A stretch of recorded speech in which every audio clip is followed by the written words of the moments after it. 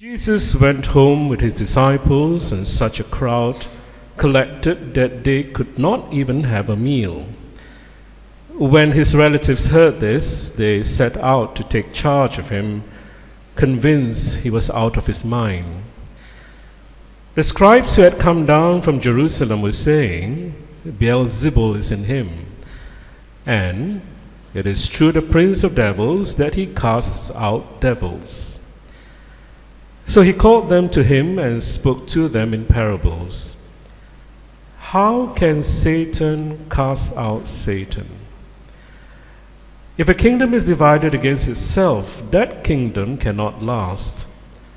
And if a household is divided against itself, that household can never stand. Now, if Satan has rebelled against himself and is divided, he cannot stand either. It is the end of him.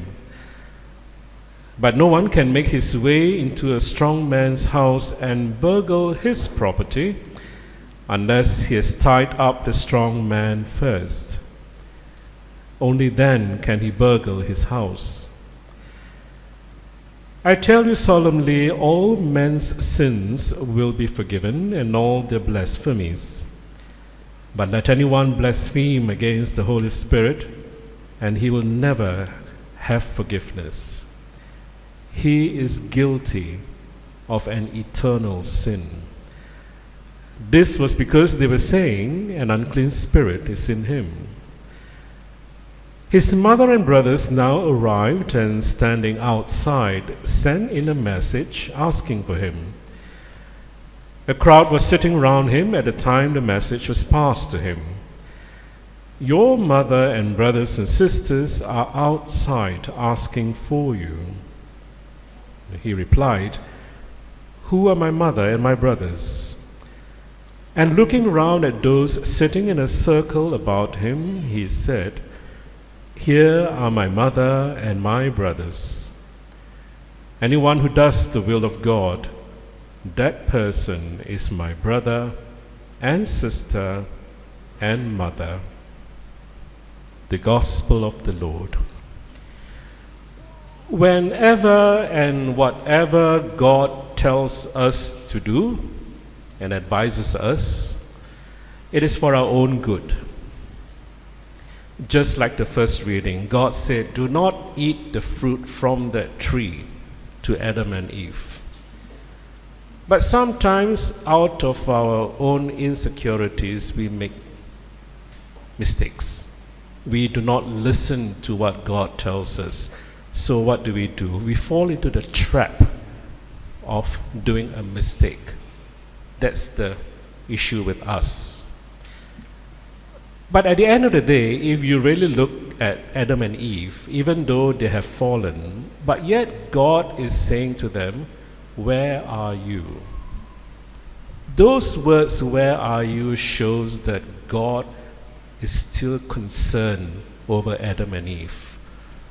He is still their God because He created them.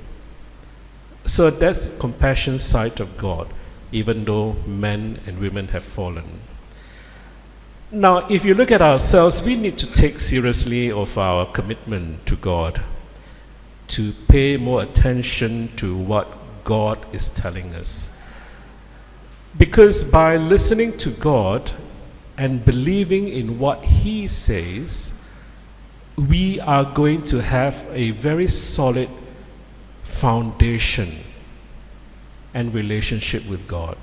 Because if we don't listen to God, then our relationship with God will be not strong, not solid. Today's gospel is telling us to conduct ourselves well as Christians. Why? Because if you go against the Holy Spirit, which is not an option for us, if you go against it, you will have eternal sin. That's what the gospel tells us. Remember, Holy Spirit is given to us so that we can conduct our lives well. And if we are on the right path of God, then we can share about God to the people. And that will be a fruitful advance from us. We will be very fruitful in our sharing about God if you have the Holy Spirit. So all that is being taught by Jesus for us is in a hope that we can change our lives. We can be better Christians and know what is the best thing that we can offer to God and to the people around us. Listening and doing goes hand in hand. If you were here in this morning's Mass, at the Gospel it was talking about Jesus in the temple, 3 days missing, 12 years old. Can you imagine the parents? If it is Malaysian, they'll whack the child, okay, when they are found. Am I right or not? Rotan will be there, lah. But no.